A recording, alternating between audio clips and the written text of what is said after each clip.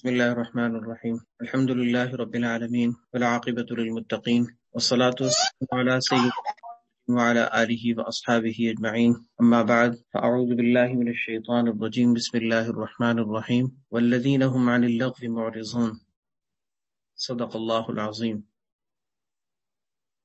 وقال النبي صلى الله عليه وسلم نعمتان مغبون فيهما كثير من الناس دو نعمتیں ایسی ہیں، اللہ کے نبی صلی اللہ علیہ وسلم کا ارشاد ہے، دو نعمتیں ایسی ہیں کہ جن میں بہت سے لوگ دھوکے میں پڑے ہوئے ہیں، ایک صحت کی نعمت اور ایک فراغت کی نعمت۔ آج کے سیشن میں انشاءاللہ ہم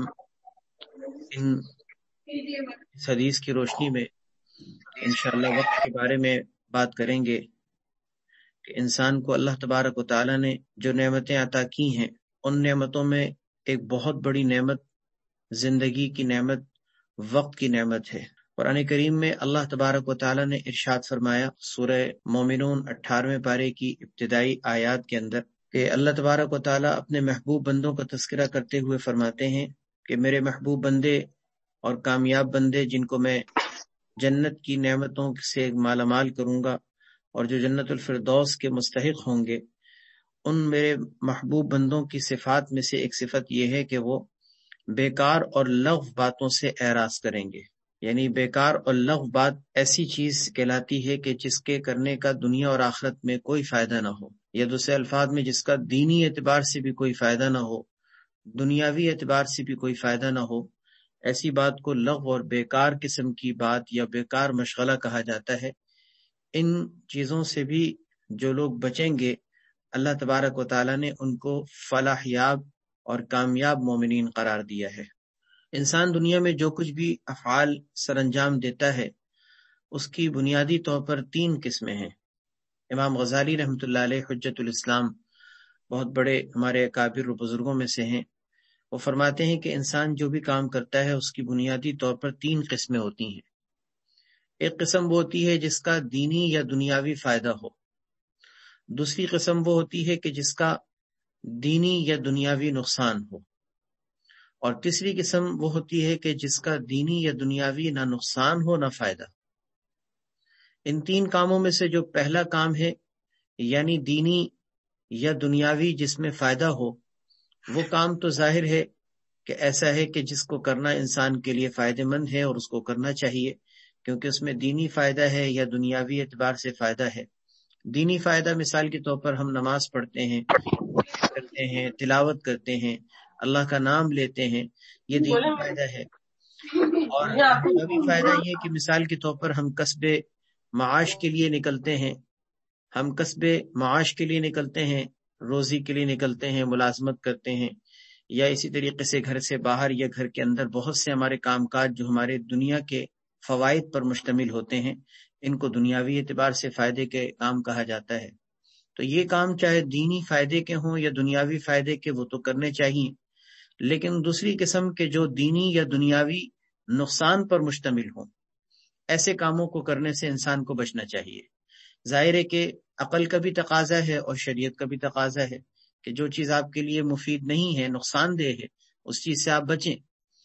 دنیاوی اعتبار سے نقصان دہ مثال کے طور پر آپ کوئی ایسا کام کر رہے ہیں کہ جس سے آپ کو جسمانی طور پر نقصان ہوگا، جس سے آپ کو صحت کے اعتبار سے نقصان ہوگا، جس سے آپ کو مال کے اعتبار سے نقصان ہوگا، یہ دنیاوی اعتبار سے نقصان دہ ہے۔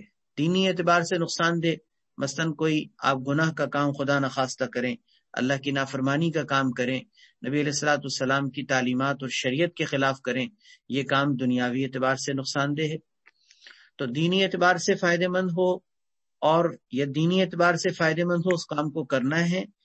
دینی اعتبار سے نقصان دہ یا دنیاوی اعتبار سے نقصان دہ ہو، اس کام سے بچنا ہے۔ تیسرے نمبر کا کام وہ ہوتا ہے کہ جو دینی اور دنیاوی دونوں اعتبار سے نہ فائدہ مند ہے نہ نقصان دہ۔ اس تیسرے درجے کے کام کے بارے میں امام غزالی رحمۃ اللہ علیہ فرماتے ہیں کہ جس کا فائدہ یا جس کا نقصان نہیں ہے، اس کام کو دیکھا جائے تو یہ حقیقت میں نقصان دہ ہے۔ اس لیے کہ اس کام کا کرنا یہ بھی تو نقصان ہے نا، کہ جو وقت آپ کا کسی اچھے کام میں لگ سکتا تھا، جو وقت آپ کسی اچھے کام میں استعمال کر کے فائدے حاصل کر سکتے تھے، اس وقت کو آپ نے ضائع کر دیا، اس وقت کو آپ نے برباد کر دیا، یہ بھی تو نقصان ہے نا۔ اس کو اگر ہم آج کی لینگویج میں، آج کے ہمارے عرف کے مطابق اگر ہم اس کو سمجھنا چاہیں تو بہت آسانی سے ہم سمجھ سکتے ہیں کہ تاجروں کے عرف میں یہ کہلاتا ہے نو پروفٹ نو لاس، نو پروفٹ نو لاس۔ نو پروفٹ نو لاس اگرچہ دیکھا جائے تو یہ برابر سرابر ہے، لیکن حقیقت میں نو پروفٹ نو لاس بھی تو لاس ہے نا۔ دیکھیں نا، اس کی ایک ہم مثال سمجھ سکتے ہیں کہ جیسے اگر آپ نے کوئی دکان کھولی اور آپ دکان پہ صبح سے لے کے شام تک بیٹھے اور آپ نے اس میں مال ڈالا ہوا ہے، آپ بیٹھے ہوئے ہیں، کوئی گاہک نہیں آیا، تو آج کا دن اگر آپ کے پاس گزر گیا یا مہینہ گزر گیا، کوئی گاہک آپ کے پاس نہیں آیا، تو آپ کا جتنا مال تھا وہ اتنا ہی ہے، اس میں کوئی کمی نہیں ہوئی، اس میں ٹھیک ہے اضافہ نہیں ہوا، پروفٹ نہیں ہوا، لیکن کوئی کمی نہیں ہوئی، تو دیکھا جائے تو یہ نقصان نہیں ہے۔ لیکن آپ اس بات کو اچھی طرح سمجھ سکتے ہیں کہ یہ جو پورے مہینے ہم بیٹھے اور ہم خاموشی سے بیٹھے رہے، کوئی کام نہیں ہوا، کوئی گاہک نہیں آیا، کوئی بکری نہیں ہوئی، کوئی سیل نہیں ہوئی، تو اس کو بھی تو نقصان کہا جاتا ہے، اس کو بھی تو نقصان کہا جاتا ہے۔ کیوں؟ اس لیے کہ نو پروفٹ از نو لاس، یہ اصول ہے کہ جب پروفٹ نہ ہو تو اس کو بھی لاس کہتے ہیں۔ اسی طرح آپ دینی اعتبار سے بھی اس کو سمجھ لیں، جو وقت ہمارا دینی یا دنیاوی اعتبار سے نہ فائدے پر مشتمل نہ اس کا کوئی نقصان ہے، ایسے کاموں کے کرنے میں انسان کا اپنی زندگی کو گزارنا بھی نقصان دہ ہے، کیونکہ یہ زندگی ایسے بیکار گزر گئی، یہ وقت ایسا بیکار گزر گیا کہ کسی کام میں استعمال نہیں ہوا۔ اس لیے ہمیں اس تیسرے درجے کے کاموں سے بھی اپنے آپ کو بچانا ہے۔ تو گویا کہ 3 کاموں میں سے ہم نے پہلے درجے کے کام کرنے ہیں جن کا دینی یا دنیاوی اعتبار سے فائدہ ہو، باقی دوسرا کام کہ جس کا نقصان ہو دینی یا دنیاوی اعتبار سے، اس سے بھی ہم نے بچنا ہے، اور تیسرے کا درجے کے کام یعنی جن کا نہ کوئی فائدہ ہے نہ کوئی نقصان، ہم نے اس سے بھی اپنے آپ کو بچانا ہے، تب انسان کی زندگی قیمتی۔ آج کی دنیا میں آپ کو پتہ ہے ٹائم مینجمنٹ کے نام سے باقاعدہ ورکشاپ ہوتی ہیں اور ایک بریفنگ دی جاتی ہے کہ آپ اپنے وقت کو کیسے یوٹیلائز کریں گے، آپ اپنے آپ کو کیسے وقت کو استعمال کریں گے، کیونکہ اگر وقت کو استعمال آپ نہ کر سکے تو آپ بڑے آدمی نہیں بن سکتے، آپ کا کیریئر نہیں بن سکتا، آپ کے مستقبل تاریک ہو جائے گا۔ اس کے لیے پوری دنیا میں چاہے وہ اسلام ہو یا کفر ہو، کوئی بھی مذہب سے بالا تر ہو کر پوری دنیا میں اس بات کو سمجھا جاتا ہے، اس بات کو سیکھا جاتا ہے کہ بھائی اپنے ٹائم کو صحیح طریقے سے مینج کرنے کا آپ طریقہ سیکھیں، ورنہ اپنی زندگی برباد کر دیں گے۔ بالکل اسی طرح سے سمجھ لیجئے کہ ہماری یہ جو دنیا کی زندگی ہے، یہ ہم بہت محدود زندگی لے کر آئے ہیں۔ اس محدود زندگی کو اگر ہم نے صحیح طریقے سے استعمال کیا، صحیح طریقے سے ہم نے اس کو استعمال کیا، تو ہماری آخرت کے اعتبار سے بھی انشاءاللہ فائدے ہیں، دنیاوی اعتبار سے بھی انشاءاللہ ہم ترقی کر جائیں گے۔ اور اگر ہم نے اس وقت کو ضائع کیا، برباد کیا، تو ہم اپنے وقت کو ضائع اور برباد کر کے اپنی دنیا آخرت کے نقصان کا شکار ہو جائیں گے۔ حدیث میں آتا ہے، بڑی پیاری حدیث، بہت ہی پیاری حدیث، اللہ کے نبی صلی اللہ علیہ وسلم کا ایک ایک ارشاد ہی پیارا ہے، لیکن کچھ حدیثوں میں تو اتنا زیادہ اٹریکشن محسوس ہوتا ہے کہ ایسا لگتا ہے کہ جا کے دل پر وہ لگ رہی ہیں۔ انہی حدیثوں میں سے ایک حدیث میں آپ کے سامنے پڑھتا ہوں، آپ اس حدیث کو اپنے دل کے کانوں سے سنیے۔ اللہ کے نبی صلی اللہ علیہ وسلم کا ارشاد ہے، اغتنم خمسا قبل خمس، 5 چیزوں کو 5 چیزوں سے پہلے غنیمت جانو۔ اغتنم خمسا قبل خمس، 5 چیزوں کو 5 چیزوں سے پہلے غنیمت جانو۔ شبابک قبل حرمک، اپنی جوانی کو اپنے بڑھاپے سے پہلے غنیمت جانو۔ وصحتک قبل سقمک، اپنی صحت کو اپنی بیماری کے آنے سے پہلے غنیمت جانو۔ وغناک قبل فقرک، اور اپنی مالداری کو اپنے فقر و فاقے میں مبتلا ہونے سے، مفلسی کا شکار ہونے سے پہلے غنیمت جانو۔ وفراغک قبل شغلک، اور اپنی فراغت اور فرصت کے لمحات کو اپنی مشغولیت اور مصروفیت سے پہلے غنیمت جانو۔ حیاتک قبل موتک، اور اپنی زندگی کو اپنی موت سے پہلے غنیمت جانو۔ اللہ اکبر۔ ان 5 کلمات کے اندر آپ صلی اللہ علیہ وسلم نے جو حقیقت میں بات سمجھائی ہے وہ یہ کہ اپنی زندگی کی قدر کر لو، کہ آج اللہ نے تمہیں صحت دی ہے، آج اللہ نے تمہیں صحت دی ہے، بیمار ہونے سے پہلے اس کی قدر کر لو کہ آج تم صحت مندی کی حالت میں وہ کام کر سکتے ہو کہ کل اگر بستر پہ لگ گئے اور بیماری کے ایام تمہارے اوپر آ گئے تو تم وہ کام نہیں کر سکو گے جو تم کرنا چاہتے ہو، اور صحت مندی کی حالت میں تم کر سکتے ہو وہ کام نہیں کر سکو گے۔ اسی طریقے سے آج اللہ نے تمہیں جوانی دی ہے، بڑھاپا آنے سے پہلے تم اس کو غنیمت جانو۔ جب تمہاری کمر جھک جائے گی اور اس کے بعد تمہارے پاؤں میں وہ طاقت نہیں رہے گی، تمہارے ہاتھوں میں وہ گرفت نہیں رہے گی، اور تمہارے ہاتھوں میں راشہ آ جائے گا اور تم لمبے لمبے قیام نہیں کر سکو گے، نماز کے لیے تم سجدہ زمین پہ سر رکھ کر نہیں کر سکو گے، تمہیں نماز پڑھنے کے لیے بھی مشکل، اٹھنا بیٹھنا مشکل ہو رہا ہوگا، اس وقت سے پہلے تم اپنی اس جوانی کے ایام کی قدر کر لو۔ اسی طرح اپنی مالداری کی قدر کر لو۔ آج اللہ نے مال دیا ہے، کل یہ فقر و فاقہ، یہ مفلسی کا تم شکار ہو سکتے ہو۔ اللہ نہ کرے کل اگر کوئی مفلسی آتی ہے تو تم اپنے پیسے سے، اپنے مال سے کوئی خیر کی کام کرنا بھی چاہو گے تو نہیں کر سکو۔ آج مال دیا ہے، حج کی نعمت سے سرفراز ہو سکتے ہو، زکوٰۃ دے سکتے ہو، صدقہ خیرات کر سکتے ہو، غریبوں کو کھانا کھلا سکتے ہو، صدقہ جاریہ کے کام کر سکتے ہو، اپنی آخرت کے اعتبار سے بڑے بڑے کام تم مال کے ذریعے سے سر انجام دے سکتے ہو۔ لیکن یہ مال اگر خدا نہ خواستہ ہاتھ سے نکل گیا تو پھر انسان چاہے گا بھی تو کچھ نہیں کر سکے گا۔ آج اللہ نے فرصت دی، فراغت دی، آج تمہارے پاس ٹھیک ہے فرصت ہے، تم اس کی قدر کر لو۔ اگر یہ فرصت چلی گئی، مشغولیت آ گئی، پھر چاہو گے بھی تو وقت نہیں ملے گا۔ اسی طرح زندگی کو موت سے پہلے غنیمت جانو۔ یہ زندگی آج ہے، کل موت آ جائے گی، سب کچھ ختم ہو جائے گا۔ بخاری شریف کی ایک بڑی پیاری روایت ہے، اللہ کے نبی صلی اللہ علیہ وسلم کا ارشاد ہے، نعمتان مغبون فیہما کثیر من الناس۔ دو نعمتیں ایسی ہیں کہ جس میں بہت کثرت سے لوگ دھوکے میں پڑے، بہت کثرت سے لوگ دھوکے میں پڑے۔ ایک صحت کی نعمت اور ایک فراغت کی نعمت۔ یہ دونوں نعمتیں ایسی ہیں کہ جن نعمتوں کے بارے میں عمومی ایک نظریہ اور ایک تصور ہے کہ عام طور پر ان دونوں نعمتوں کے بارے میں لوگ دھوکے میں پڑے ہوئے ہیں، کہ صحت کی قدر نہیں کرتے، اسی طریقے سے جو ہے وہ فراغت کی قدر نہیں کرتے۔ نتیجہ یہ ہوتا ہے کہ اس کی وجہ سے پھر جب یہ صحت کی نعمت چلی جاتی ہے یا فراغت کی نعمت چلی جاتی ہے تو پھر انسان جو ہے وہ چاہتا بھی ہے تو کچھ بھی نہیں کر پاتا۔ ایک اور حدیث ہے، بڑی پیاری حدیث، ترمذی شریف کی روایت ہے، اللہ کے نبی صلی اللہ علیہ وسلم نے ارشاد فرمایا، لا تزول قدم ابن آدم یوم القیامت حتی یسأل عن خمس۔ قیامت کے دن ابن آدم کے پاؤں ہٹ نہیں سکیں گے اللہ رب العزت کے سامنے سے جب تک کہ اس سے 5 چیزوں کا سوال نہ کر لیا جائے۔ اللہ اکبر۔ وہ 5 سوال کیا ہیں؟ دنیا میں ہی وہ سوال بتا دیے، جیسے امتحان سے پہلے ہی پرچہ بتا دیا جا رہا ہے کہ دیکھو یہ سوال تم سے کیے جائیں گے۔ دیکھیں نا، ایک تو ہوتا ہے کہ پرچہ ہوگا، امتحان کی تیاری کر لو، اور ایک یہ کہ پرچہ ہوگا اس میں یہ سوال آئیں گے اور آپ نے یہ تیاری کرنی ہے، اس کو پہلے سے دیکھ لو۔ تو اللہ نے ہمیں دنیا میں دارالامتحان بنا کر ہمیں بھیجا امتحان گاہ میں، اور ہمیں اس کا سوال بتا دیا کہ کیا کیا سوال آخرت میں پوچھے جائیں گے، یہاں پر تم اس کو کلیئر کر کے آؤ۔ وہ کیا 5 سوال ہیں؟ سب سے پہلا سوال عن عمرہ فیما افناہ، انسان کی زندگی کے بارے میں سوال ہوگا کہ اس نے اپنی زندگی کو کس چیز میں گزارا۔ وعن شبابہ فیما ابلاہ، اس کی جوانی کے بارے میں پوچھا جائے گا کہ اس نے اپنی جوانی کو کہاں گزارا۔ دیکھیں، زندگی کا الگ سوال، جوانی کا الگ سوال، اگر دیکھا جائے تو یہ دونوں سوال سیم ہے نا بھائی، زندگی کے اندر جوانی بھی تو ہے، لیکن زندگی کا سوال الگ ہوگا، جوانی کا سوال الگ ہوگا۔ کیوں؟ علماء نے لکھا ہے کہ اس کی وجہ یہ ہے کہ جوانی ایک زندگی کا ایسا دور ہے جو زندگی کا سب سے خوبصورت ترین دور ہے۔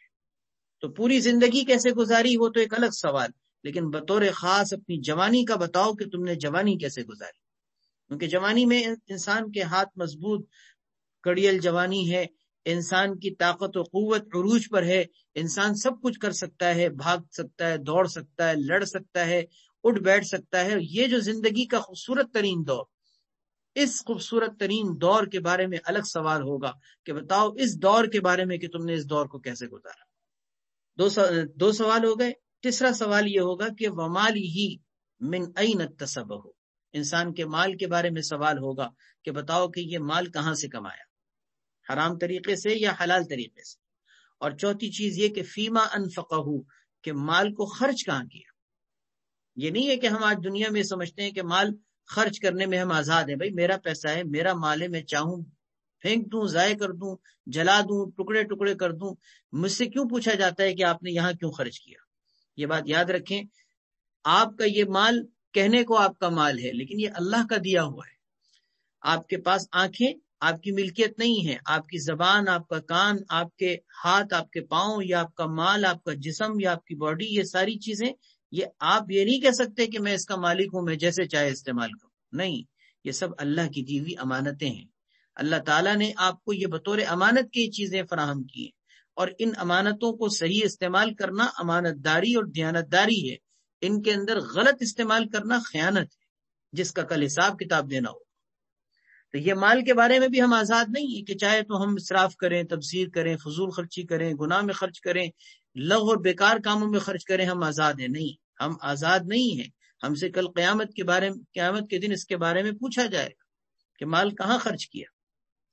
اسی طرح پانچویں چیز یہ کہ ماذا عمل فیما علم، کہ انسان اس چیز کا بھی حساب کتاب دے گا کہ اپنے علم پر عمل کس حد تک کیا، اپنے علم پر عمل کس حد تک کیا، کہ جو علم تمہارے پاس تھا اس پر کتنا عمل کیا۔ تم جانتے تھے کہ جھوٹ بولنا گناہ ہے، تم جانتے تھے غیبت کرنا گناہ ہے، سود کھانا گناہ ہے، نماز کا چھوڑنا گناہ ہے۔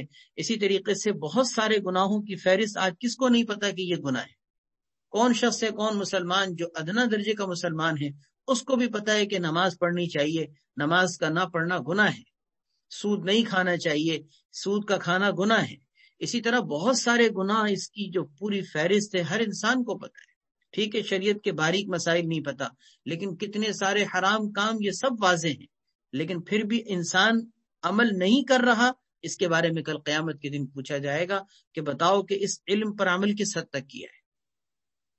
اس لیے ہمیں اس بات کو سمجھنا چاہیے کہ یہ زندگی، یہ اللہ رب العزت کی دی ہوئی بہت بڑی نعمت ہے۔ آج ہم کثرت سے دیکھتے ہیں، ہمارے استاد محترم حضرت مفتی تقی عثمانی صاحب دامت برکاتہم العالیہ فرماتے تھے کہ ہم سمجھتے ہیں کہ اسراف کا تعلق کھانے اور پینے کی چیزوں سے ہے۔ وہ فرماتے ہیں کہ ہم سمجھتے ہیں کہ اسراف جو ہے وہ صرف کھانے اور پینے میں ہوتا ہے۔ نہیں، اسراف صرف کھانے پینے میں نہیں ہوتا، اسراف بہت ساری چیزوں میں ہوتا ہے۔ اس اسراف کی شکلوں میں سے ایک بدترین شکل وقت کے اندر اسراف ہے، کہ وقت کو فضول خرچ کرنا، وقت کو بیکار ضائع کرنا، کہ بیٹھے ہوئے ہیں، سو رہے ہیں تو اتنا لمبا سو رہے ہیں کہ جب تک من میں آئے سوتے رہیں گے۔ اسی طرح کھا رہے ہیں تو ایک ایک کھانے کی نشست میں گھنٹے گھنٹے گزار رہے ہیں۔ اسی طرح فرصت کے لمحات ملے تو پورا دن بستر پہ سوتے ہوئے گزار دیا، یاروں دوستوں کے ساتھ گپ شپ میں گزار دیا۔ تفریح اور انٹرٹینمنٹ کے نام پر ہم نے اپنی پوری زندگیاں گزاری ہیں۔ کیا اپنی ذہنی ریفریشمنٹ کے لیے، ذہنی تازگی کے لیے ہم کیا کیا کر رہے ہیں؟ ہم کتنی جگہ اپنے وقت کو ضائع کر رہے ہوتے ہیں۔ اگر ہم اس وقت کو تھوڑا سا بھی استعمال کر لیں اور صحیح طریقے سے اپنے طریقے سے گزارنا شروع کر دیں تو ہم اپنے وقت سے بہت کچھ حاصل کر سکتے ہیں۔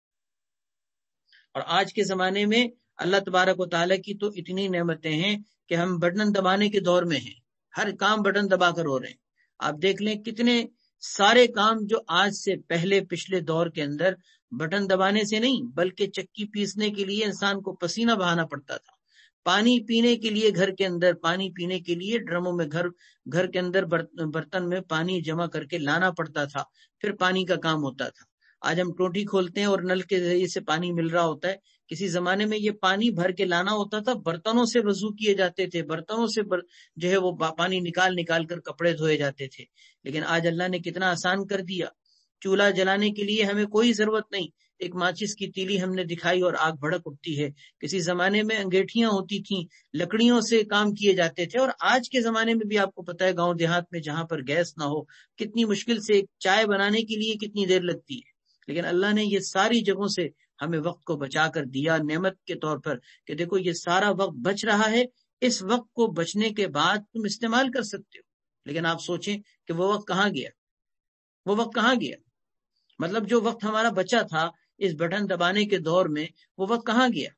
گزشتہ دور کے اندر آپ دیکھ لیں، اپنے بڑوں کے اندر دیکھ لیں، زیادہ پرانے نہ جائیں، ہم 1-2 نسل پیچھے بھی دیکھ لیں تو اس زمانے میں بھی لوگوں کے اندر اتنی مشقتوں کے باوجود بھی، کہ جس کے لیے ان کو زندگی گزارنے میں مشقتیں جھیلنی پڑتی تھیں، لیکن اس کے باوجود اس وقت کے مشقتوں کے ساتھ بھی نمازوں کے لیے بھی ان کے پاس ٹائم تھا، رشتہ داروں سے ملنے کے لیے بھی ان کے پاس ٹائم تھا، روزانہ کی بنیاد پر قرآن کریم کی تلاوت کرنے کا ان کے پاس ٹائم تھا، روزانہ کی بنیاد پر ان کے پاس ذکر کے لیے بھی ٹائم ہوتا تھا، راتوں کو تہجد کے لیے بھی اٹھتے تھے، 5 نمازوں کا بھی ان کے پاس ٹائم مل جاتا تھا۔ اور آج کا مسلمان کہتا ہے کہ میرے پاس نماز پڑھنے کا ٹائم نہیں ہے۔ حالانکہ سوچا جائے کہ اس کے پاس دوسرے کاموں کے لیے ٹائم ہے، اس کے پاس دوسری دنیا کے کاموں کے لیے ٹائم ہے، فضولیات کے لیے ٹائم ہے، لغویات کے لیے ٹائم ہے، منکرات اور اللہ کی نافرمانیوں تک کے لیے بھی ٹائم ہے، نعوذ باللہ، لیکن نماز کے لیے ٹائم نہیں ہے۔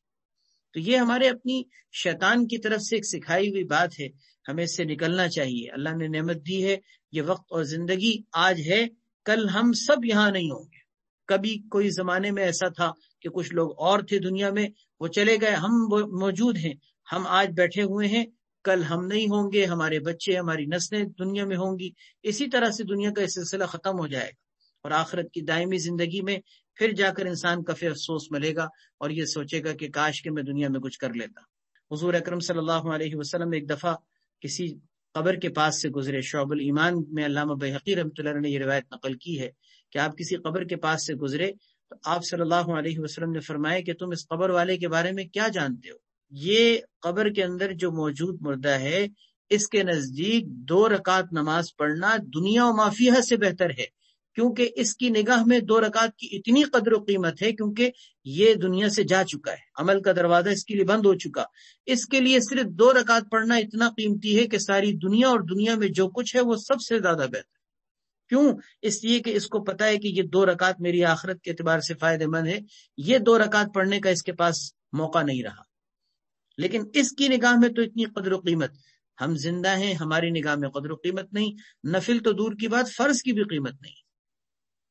ایک عمومی معاشرے کی بات میں کر رہا ہوں، آپ اندازہ کیجئے کہ یعنی ہمارے پاس اس فرض نماز تک کے لیے بھی قدر و قیمت نہیں ہوتی اور وقت نہیں ہوتا۔ حضرت عبداللہ ابن عمر رضی اللہ تعالیٰ عنہ کے بارے میں آتا ہے، صحابی رسول ایک دفعہ اپنے ساتھیوں کے ساتھ قافلے میں سے کہیں سے جا رہے تھے، راستے میں کہیں کسی کی قبر کے پاس سے گزرے تو پتہ نہیں کیا خیال آیا ان کو، فوراً سواری روکی اور نماز پڑھنے کے لیے کھڑے ہو گئے، 2 رکعت نماز پڑھی، اس کے بعد پھر چل پڑے سفر پہ۔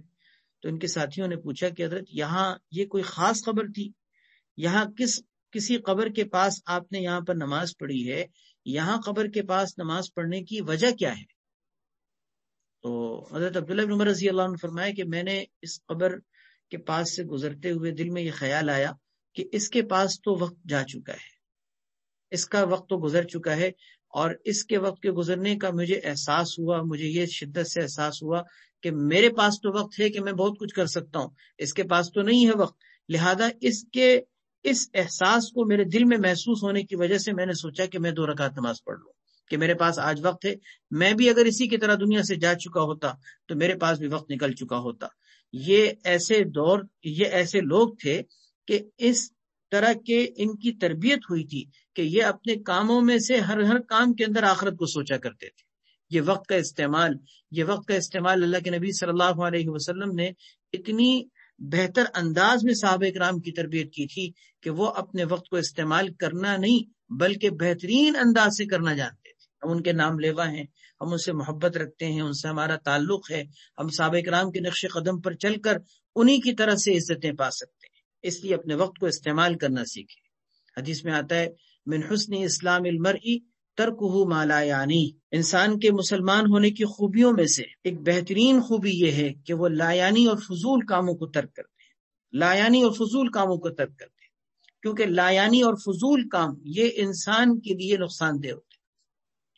اور آپ کو معلوم ہے ہمارے اس معاشرے کے اندر ہم جس دور میں چل رہے ہیں، اس میں فضولیات اور لغویات میں پڑھنے کا ایک بہت بڑا ذریعہ وہ ہماری یہ اسکرینیں ہیں، یہ موبائل، انٹرنیٹ اور اس طرح کے سوشل میڈیا کی ایکٹیویٹیز، یہ عام طور پر کثرت سے دیکھا جاتا ہے کہ لوگ اس چیز کے اندر اپنا اتنا زیادہ وقت ضائع کر رہے ہوتے ہیں کہ اتنا زیادہ وقت انسان اس کے اندر لگا رہا ہوتا ہے کہ اگر اس وقت کا آدھا حصہ بھی صحیح طریقے سے استعمال کر لے تو انسان اپنی دنیا بھی بنا سکتا ہے، آخرت بھی بنا سکتا ہے۔ راتوں کو دیر تک اس پہ بیٹھے رہنا، دن کے بھی اوقات کو اس میں ضائع کرنا، برباد کرنا، یہ ایسی چیز ہے کہ جس کے ذریعے سے ہماری زندگی کا بہت کثرت سے وقت ضائع ہوتا ہے۔ ایک بزرگ فرماتے ہیں کہ میں ایک دفعہ بازار سے گزر رہا تھا، مجھے وقت کی نعمت کا احساس ایک برف بیچنے والے نے دلایا۔ میرے کان میں اس کی آواز یوں پڑی کہ وہ یوں کہہ رہا تھا کہ لوگوں مجھ پر رحم کرو اور مجھ سے آ کے یہ میرا مال خرید لو، کیونکہ میرا یہ سرمایہ ایسا ہے جو مسلسل مجھے گھٹ کے نقصان پہنچا رہا ہے۔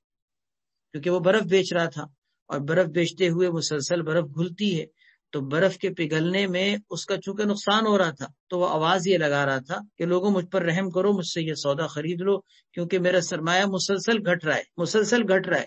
لوگوں کے سرمایہ تو بچے ہوئے ہوتے ہیں، محفوظ ہوتے ہیں، میرا سرمایہ تو مسلسل گھٹ رہا ہے کہ جتنی تاخیر سے خریدا جائے گا میرا مال اتنا مجھے نقصان ہو جائے گا۔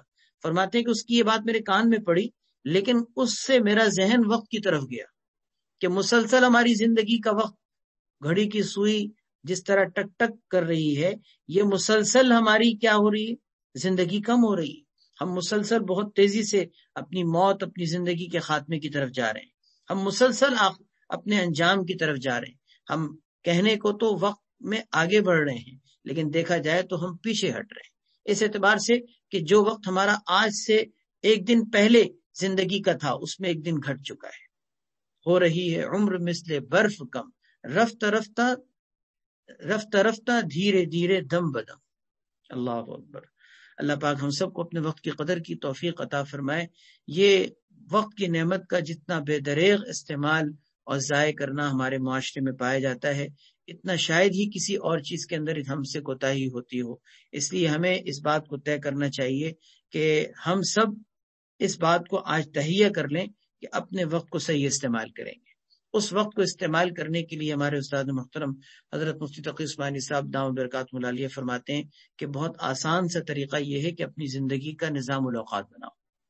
نظام الاوقات اس کا مطلب یہ ہوتا ہے کہ صبح سے لے کے شام تک آپ نے جو کام کرنے ہیں ان کاموں کو ترتیب دیں کہ میں نے کس وقت کیا کام کرنا ہے۔ اپنی دنیا کے کاموں کے لیے بھی، اپنے دین کے کاموں کے لیے بھی آپ ایک نظام الاوقات بنائیں، اور روزانہ کے اعتبار سے اپنی حاضری لیں، اپنی مارکنگ کریں کہ آج میں نے یہ کام کیا یا نہیں کیا۔ مثال کے طور پر دنیا کے کاموں کے لیے تو ہمارے وقت مقرر ہوتے ہیں نا، جیسے ڈیوٹی ٹائم ہوتا ہے، اسی طرح ہمارے دین کے کاموں کے لیے بھی ایک ٹائم مقرر ہو اور ہم اس وقت کے اندر اس کام کو کریں۔ مثلا روزانہ کی بنیاد پر، ڈیلی بیسس پر کہ ہم قرآن کریم کی تلاوت کریں، اسی طرح روزانہ کی بنیاد پر ہمارا ذکر بھی ہونا چاہیے، روزانہ کی بنیاد پر ہمارا کچھ وقت دعاؤں کے لیے بھی ہونا چاہیے۔ 5 نمازوں کا اہتمام تو کرنا ہی ہے، یہ تو دیگر معمولات کی بات کر رہا ہوں، یہ تو 5 نمازوں کا اہتمام تو ہم نے کرنا ہی ہے۔ اس کے علاوہ بھی ہم نے کیا کرنا ہے کہ اپنی مثال کے طور پر ایک پاؤ قرآن کریم کی تلاوت، آدھا پارہ قرآن کریم کی تلاوت یا 1 پارہ قرآن کریم کی تلاوت، جو بھی ہم اپنے اعتبار سے مناسب انداز میں ایک دفعہ طے کر لیں، پھر روزانہ اگر ہم اس کام کو کریں روزانہ، تو یہ روزانہ ہمارا اس کام کو کرنا یہ وقت کا بہترین استعمال ہو۔ خود حدیث میں آتا ہے کہ اللہ کے نزدیک اعمال میں، بندوں کے اعمال میں سب سے محبوب ترین عمل وہ ہے کہ جو پابندی سے کیا جائے، اگرچہ وہ تھوڑا ہی کیوں نہ ہو، لیکن وہ وقت کو صحیح استعمال کرنے کا ایک بہترین طریقہ بھی ہے، اپنے اعمال میں محبوب ترین درجہ حاصل کرنے کا طریقہ بھی ہے۔ اللہ تبارک و تعالی ہم سب کو عمل کی توفیق عطا فرمائے۔ وقت کے بارے میں اللہ تعالی ہم سب کی کوتاہیوں کو بھی معاف فرمائے، اور ہم سب کو اللہ تبارک و تعالی اپنی زندگی کی قدر کرنے کی توفیق عطا فرمائے۔ جو کچھ کہا سنا گیا اس پر اللہ تعالی ہم سب کو عمل کی توفیق عطا فرمائے، دعا فرمائے۔ ہماری اس مجلس کو بھی اللہ تبارک و تعالی قبول فرمائے، اس میں شریک ہونے والوں کو بھی اللہ تبارک و تعالی اپنے فضل و کرم سے دنیا اور آخرت کی ہر خیر عطا فرمائے۔ الحمدللہ رب العالمین والعاقبۃ للمتقین والصلاۃ والسلام علی سیدنا محمد وعلی آلہ واصحابہ اجمعین۔ اللهم لك الحمد كله ولك الشكر كله یا رب لك الحمد كما ينبغي لجلال وجهك وعظیم سلطانك۔ یا ارحم الراحمین اپنے فضل و کرم سے ہم سب کے تمام گناہوں کو معاف فرما۔ یا اللہ ہم سب کی مغفرت اور بخشش فرما۔ اے اللہ تو ہم سب سے راضی ہو جا۔ اے اللہ اپنی رضا والے کاموں کی ہم سب کو توفیق عطا فرما۔ تو نے زندگی کی جو نعمت ہمیں عطا فرمائی ہے، جو وقت کی عظیم نعمت تو نے ہمیں عطا کی ہے، اللہ ہمیں اس نعمت کی قدر کرنے کی توفیق عطا فرما، اس نعمت کو صحیح طریقے سے استعمال کرنے کی توفیق عطا فرما۔ اللہ اس نعمت کی ناقدری اور ناشکری سے ہماری حفاظت فرما، اس نعمت کو ضائع اور برباد کر دینے سے ہم سب کی حفاظت فرما۔ اللہ جو تھوڑی سی زندگی ہمارے پاس ہے، اللہ ہمیں زندگی کی قدر کر کے اپنی آخرت کی تیاری کی بھرپور تیاری کی توفیق عطا فرما۔ اے اللہ خیر کے ہر کام کے لیے ہمیں قبول فرما، شر کے ہر کام سے ہماری حفاظت فرما۔ اے اللہ خیر کے ہر کام کے لیے ہمیں قبول فرما، شر کے ہر کام سے ہماری حفاظت فرما۔ ہر قسم کی آسمانی زمینی بلاؤں سے، حادثات سے، سانحات سے، پیش آنے والے ہر قسم کے ناخوشگوار واقعات سے ہم سب کی حفاظت فرما۔ اے اللہ ہماری اس مجلس کو اپنی بارگاہ میں قبول فرما۔ اے اللہ اس میں شریک ہونے والوں کو اپنے فضل و کرم سے اجر عظیم عطا فرما۔ اے اللہ سب کو ہدایت نصیب فرما، سب کے گھروں میں دینی ماحول پیدا فرما۔ یا اللہ سب کو اسلام اور سنت کے مطابق زندگی گزارنے کی توفیق عطا فرما۔ اے اللہ سب کے تمام مسائل حل فرما، سب کی زندگیوں میں موجود ہر قسم کی پریشانیوں کو دور فرما۔